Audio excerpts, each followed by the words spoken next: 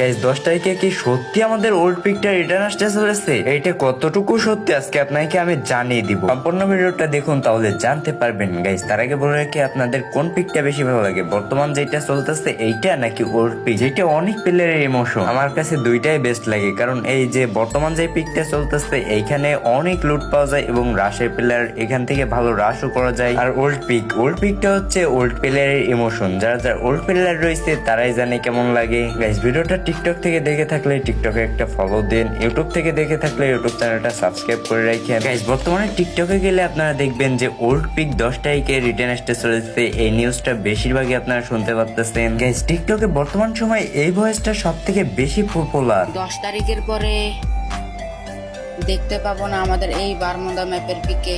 Guys এইখানে কি করা হয়েছে, এখানে আমাদের নতুন পিকটা দেখানো হয়েছে আর এখানে বলা হয়েছে 10 তারিখের পরে আর দেখতে পাবো না আমরা এই পিক।